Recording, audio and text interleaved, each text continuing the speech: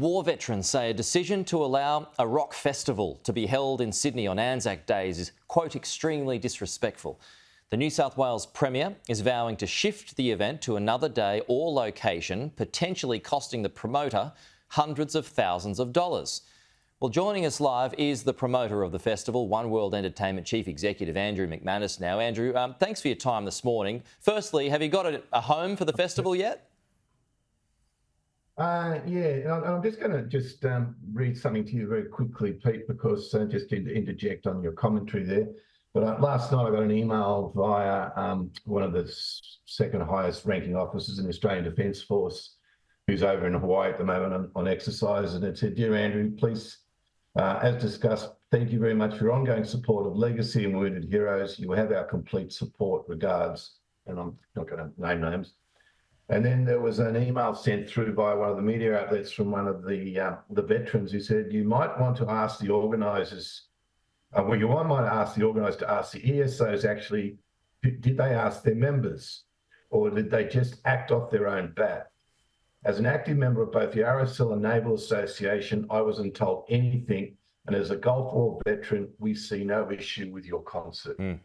Well, I mean, so it's mixed feelings and reactions. I get it. So the negativity, it comes from the New South Wales RSL, right? So that's where the negativity comes from. So have you had any conversations with him? Yeah, of course it does. Mate, I reached out when I got the email on the 9 o'clock on Thursday night from the Botanical Trust saying that, there was no issue and that they were going to have to, block our deal or contract. And I went, well, So I started trying to reply to them, and they didn't respond because I think they were told that their hands were tied. And then through the Chinese whispers, I found out it was, the RSL movement. And I emailed, rang, and texted Mick Banbridge, but unfortunately he refused to return any of my messages. Right. Because all I want to do was start the dialogue, and this could have been avoided if we'd talked. And if he was that upset about it, like, we just want to support the two foundations, because I've been involved with them via the KISS concerts that we did.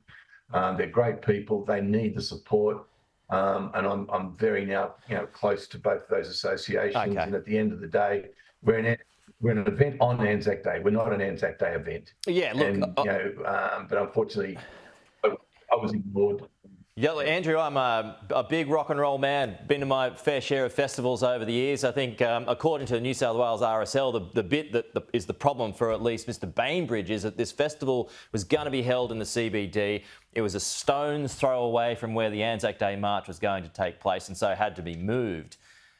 At this stage, have you got a home? Because the Premier, has he not pulled the ripcord on this and told you can't have it there?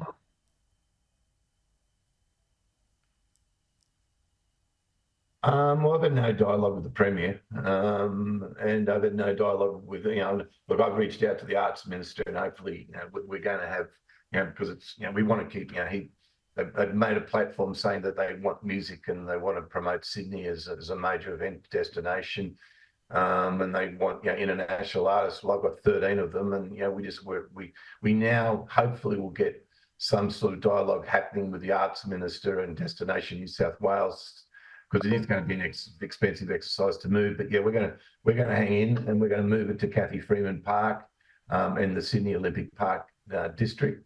SOPA has been fantastic, and we are still going to stand by our commentary with regard to the $10 a head per person for the wounded heroes and legacy.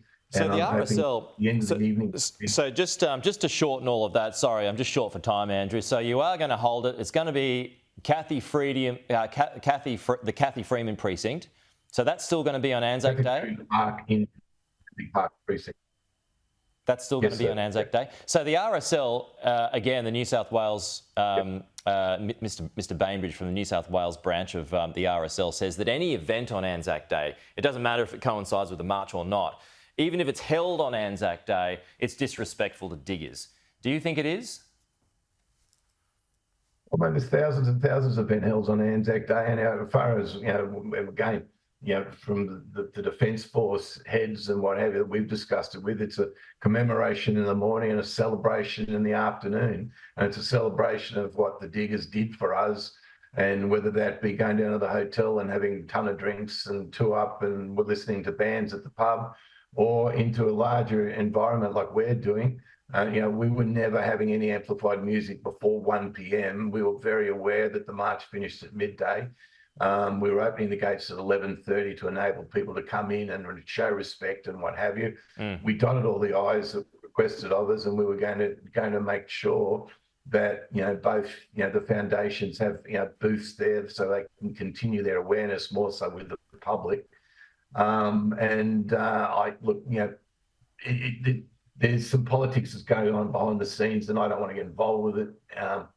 Right, but it's now just a consequence that we've have to move it. We're going to move it with as much professionalism as we can, tying in with the trains going out to Homebush. We'll make a formal announcement probably in 48 hours once we get all the traffic management and all that in play. It'll definitely be at Kathy Freeman Park. Okay, Andrew, just correct me if I'm wrong. This was all approved by the state government, right?